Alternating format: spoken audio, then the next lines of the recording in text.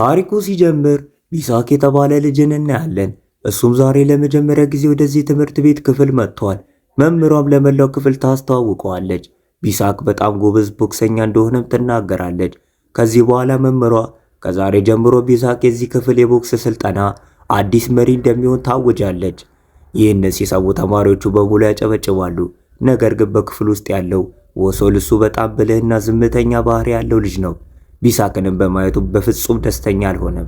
እንደውም ወሶል ከዚህ በፊት ከቢሳክ ጋር በቴክኒክ ትምህርት ቤት አብሮ ተምሮ ነበር። እዚያ ቢሳክ ሁልጊዜ ወሶልን ያንገላታውም ነበር። ሕይወቱንም ሲኦል አድርጎበት ነበር። መምህሯ ከክፍል ወጣ እንዳለች ቢሳክ እውነተኛ ማንነቱን ማሳየት ይጀምራል። ከክፍሉ ትልቁ ዱርዬ ጋርም ይጋፈጣል። በከባድ ሁኔታም ደብድቦት ገና በመጀመሪያው ቀን የበላይነቱን ያረጋግጣል። ከዚህ በኋላ በቀጥታ ወደ ወሶል ይመጣና አንገቱን ይይዟል። አንዲት ልጅም ወሶልን ለማዳን ትሞክራለች። ቢሳክንም ለማስቆም ትሞክራለች። ነገር ግን ቢሳክ በንዴት በጥፊ መጥቶ ያርቃታል። እየገላመጣትም ለሱ የምትጨነቂው የሱ ፍቅረኛ ስለሆንሽ ነው ብሎ ይጠይቃታል። በመቀጠልም በሴቶች ላይ እጅ ከማንሳት እንደማይመለስና ምንም ግድ እንደማይሰጠውም ይናገራል። ወሶል በፍርሃት የቢሳክን እጅ ይዝና እንዲያቆም እየተማጸነ ይለምነዋል።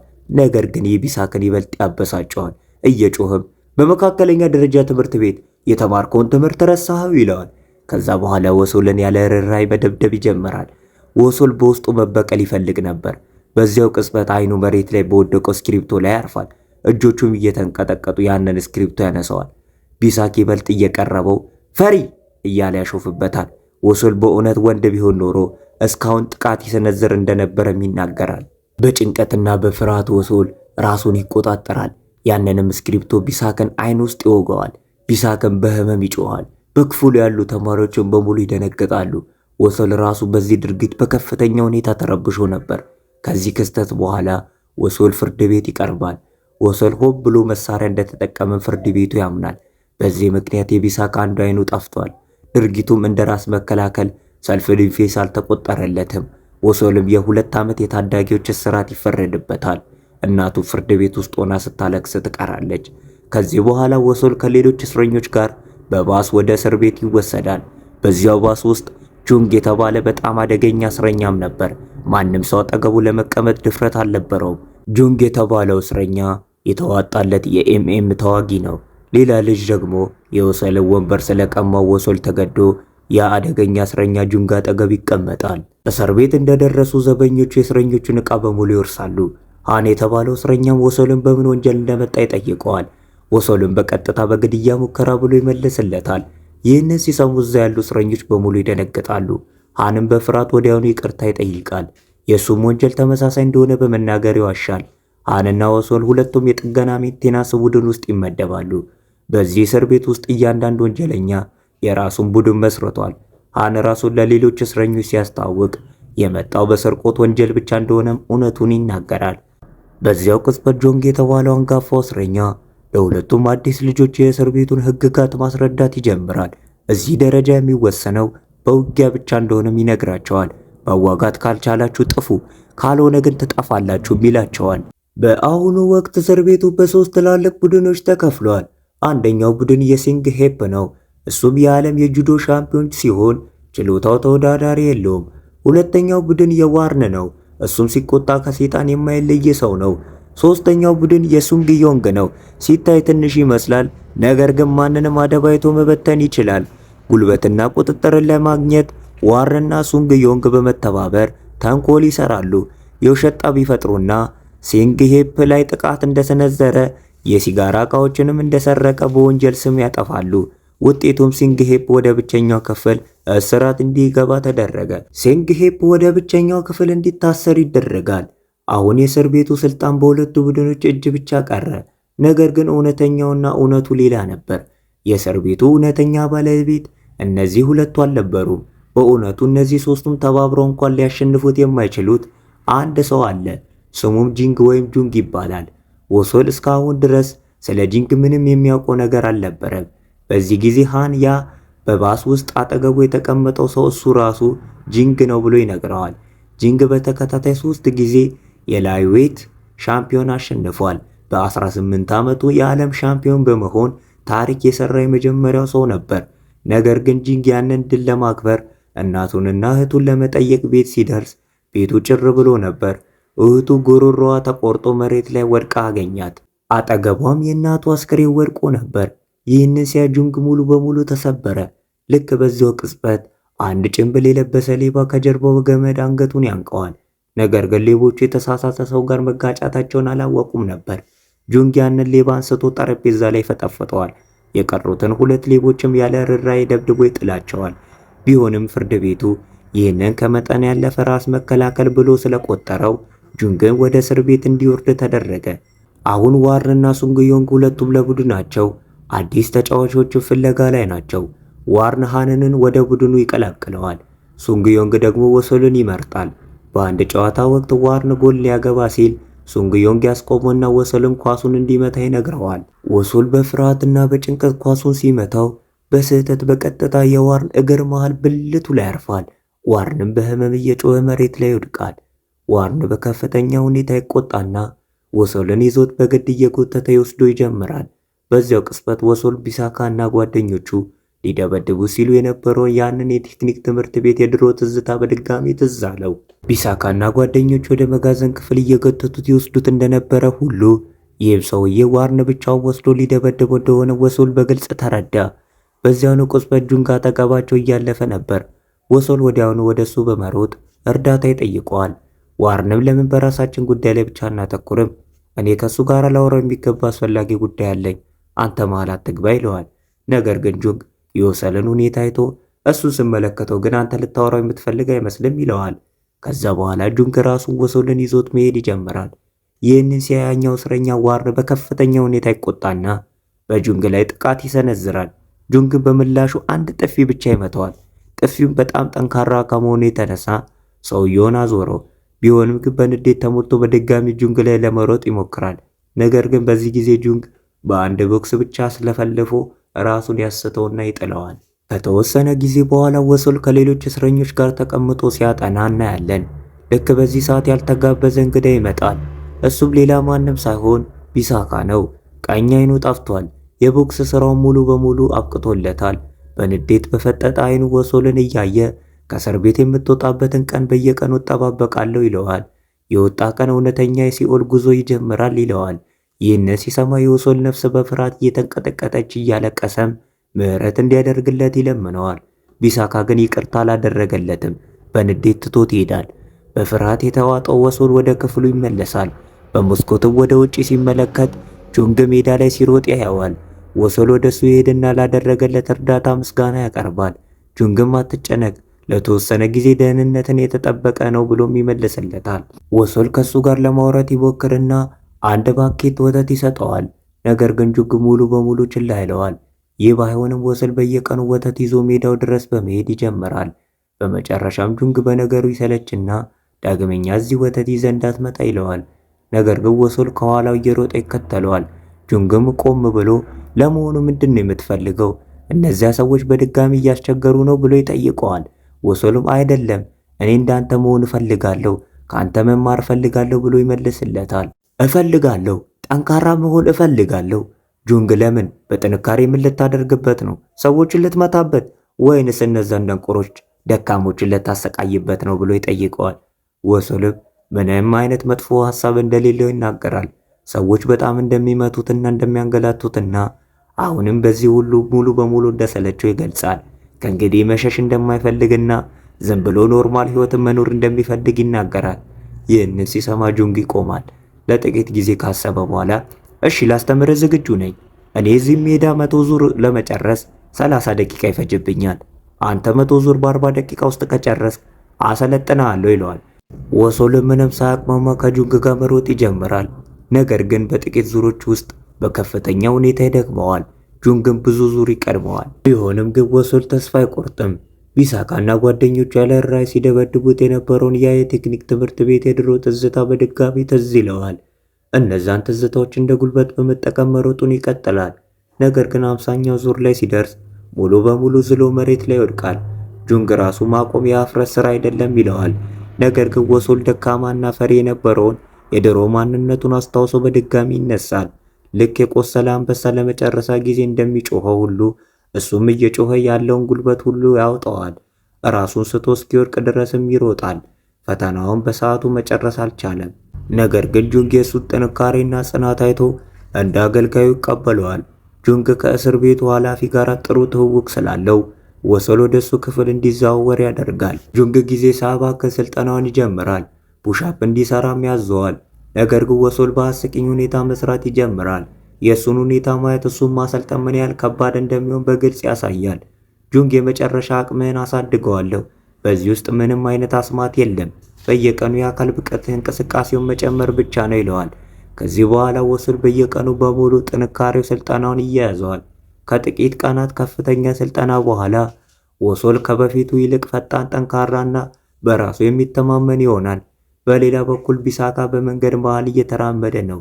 ሁለት ሰዎች እየተሳደቡ መንገድ ልቀቅ ይሉታል። ቢሳካም ዝም ብሎ መንገድ ይለቅላቸዋል። ነገር ግን ትንሽ ራቅ ብሎ የመኪናቸውን የጎን መስታወት ይሰብረዋል። ሁለቱ ሰዎች በንዴት ሊመቱት ይሮጣሉ። ቢሳካ ግን ሁለቱንም በከባድ ሁኔታ ደብድቦ መሬት ላይ ይጥላቸዋል። የእነዛ ሰዎች አለቃ አንድ አደገኛ ጋንግስተር ነው።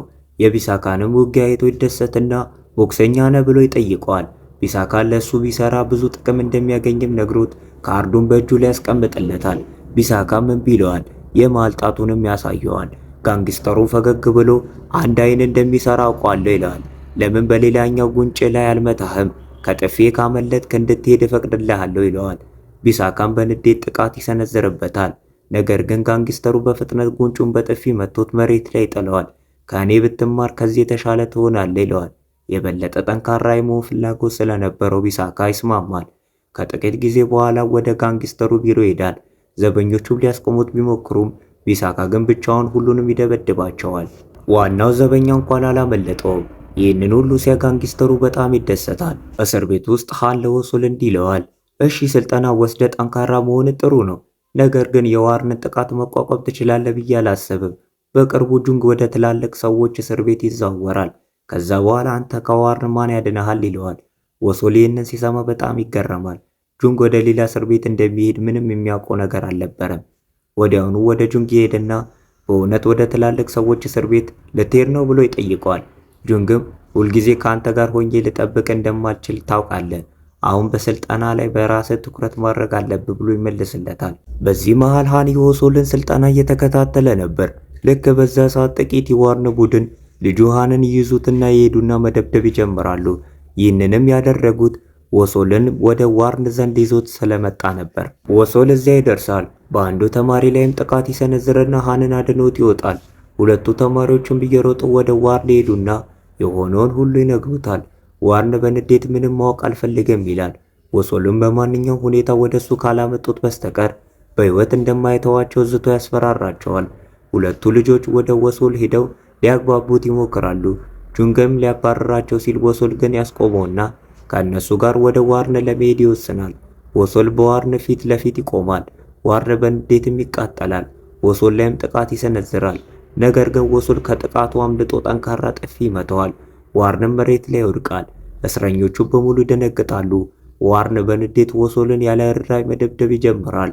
ወሶልም በተራው ጥቂት ምቶችን ይሰነዝራል። ነገር ግን ዋርን በጣም ስለመታው ወሶል ይወድቃል። ዋርን ወሶል አብቅቶለታል ብሎ ያስባል። ነገር ግን በዛው ቅጽበት ወሶል እየተወላገደ በድጋሚ ይቆማል። ይህንን ሲያዩ ሁሉም ይገረማሉ።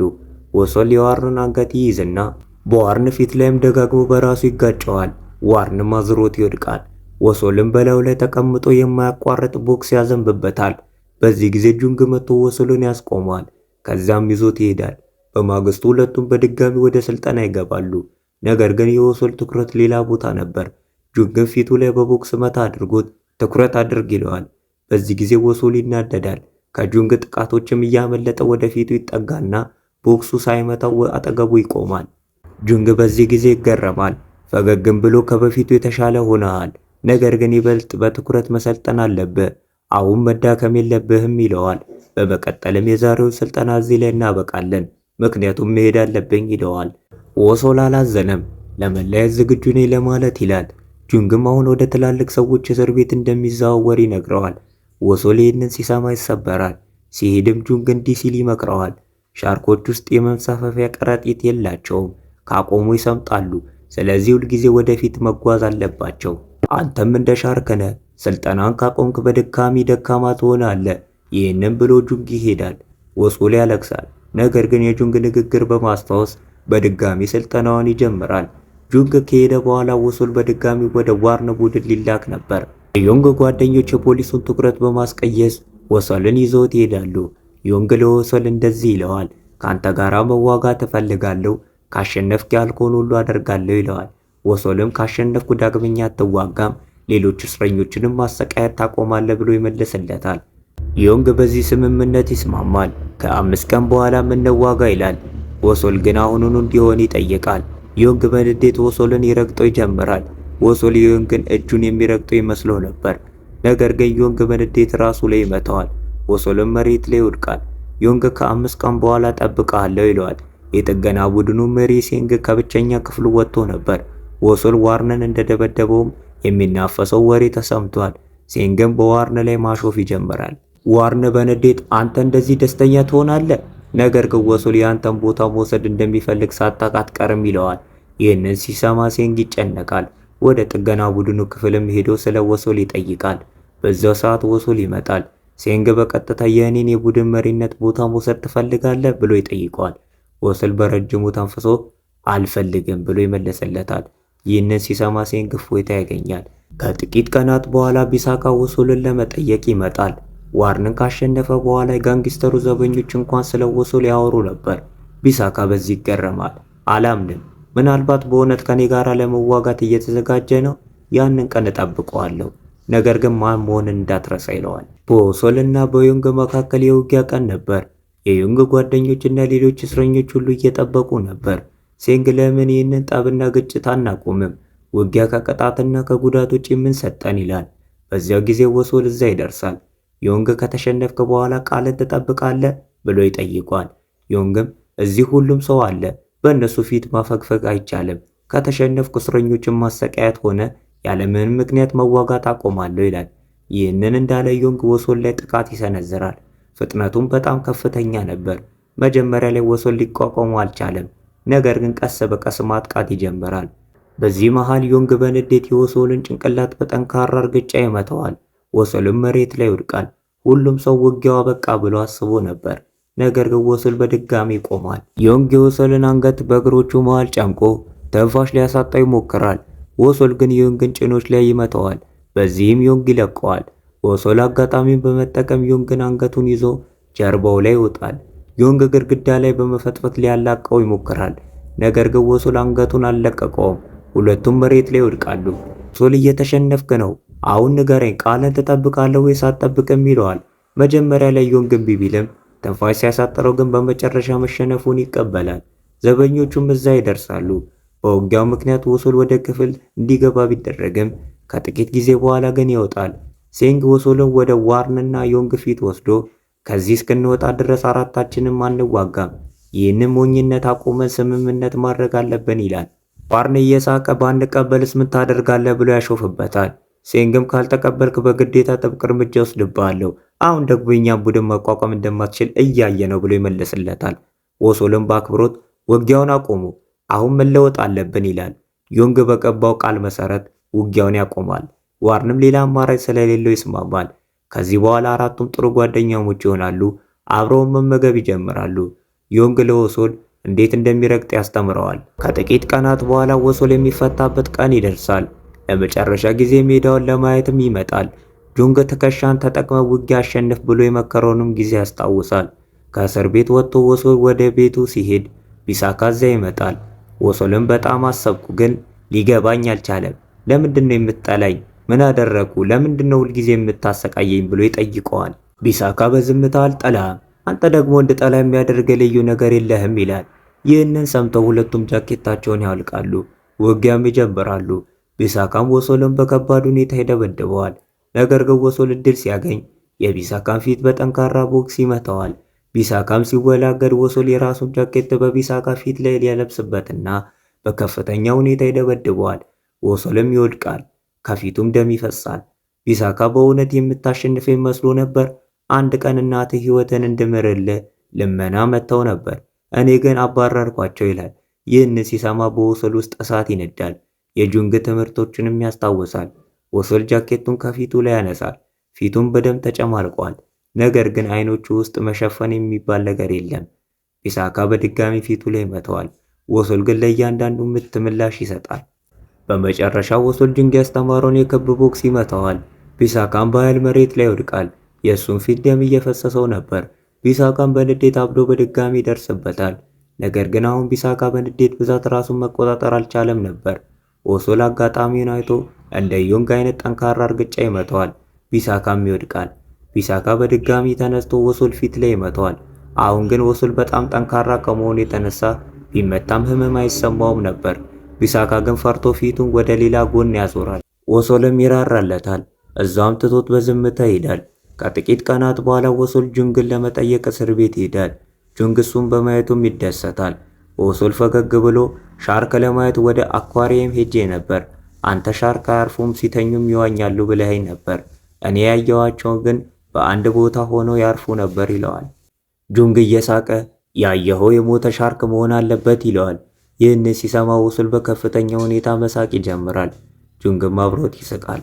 ጁንግ ከልቡ ይስቃል። ታሪኩም እዚህ ላይ ያበቃል። የዚህም ፊልም ሲሪስ ሁለተኛ ክፍል ለማየት ፓርት 2 ብላችሁ ኮመንት ጻፉ። ስለተመለከታችሁ እናመሰግናለን። ምን አይነት ሰው ናችሁ ግን? ምን አይነት ሰው ናችሁ እናንተ? እኔ እናንተን ቢያደርገኝ ማለት ነው እንደዚህ በቃ እየለፈውላችሁ በቪፒኤን ያለው ሰብስክራይብ አደርጋለሁ፣ ለሰው ሼር አደርጋለሁ። አይ እናንተ ግን ኬፉ ናችሁ። ኬፉ የመጨረሻ ትግስት። በቃ ሰብስክራይብ አድርጉ። ይሁን ለማንኛውም ሰብስክራይብ አድርጉ።